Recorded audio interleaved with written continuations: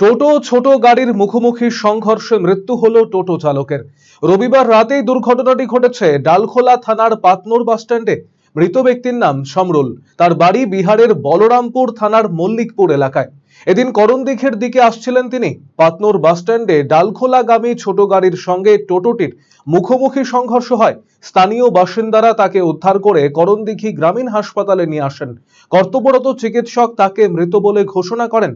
মৃতদেহ ময়নাতদন্তের জন্য রায়গঞ্জ গভর্নমেন্ট মেডিকেল কলেজ ও হাসপাতালে পাঠিয়েছে ডালখোলা থানার পুলিশ। এলাকাবাসীদের অভিযোগ, পাতনোর বাসস্ট্যান্ডে রাতে কোনো বেড়িয়াল থাকে না। বেড়িয়াল না থাকাতে ছোট গাড়িগুলি বেপরোয়াভাবে চলাচল করে। এক্ষেত্রে ব্যবস্থা গ্রহণের দাবি জানিয়েছেন তারা। আপনারই হলো পাতনোর মার্কেটে টোটোর সঙ্গে টাটা হেরিয়ারের সংঘর্ষ। তার মধ্যে যে টোটো চালক ছিল সে গুরুতর আহত হয় এবং তারপরে মারা যান।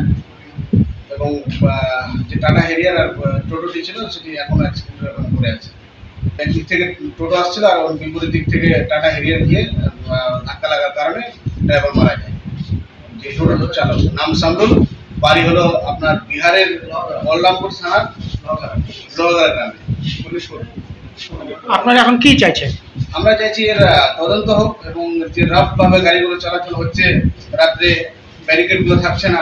সে ওই জায়গাটায় পাতনোর স্ট্যান্ডে ব্যারিকেড থাকতো সবসময়, কিন্তু রাত্রে ব্যারিকেডটা থাকে না। না থাকার কারণে গাড়িগুলো রাফ ভাবে চলাচল করে এবং তার কারণে যে দুর্ঘটনাটি ঘটলো এটা হলো। তো আমরা চাই পুলিশ যেন তারা রাত্রেও সেই জায়গায় ব্যারিকেড গুলো করে রাখে।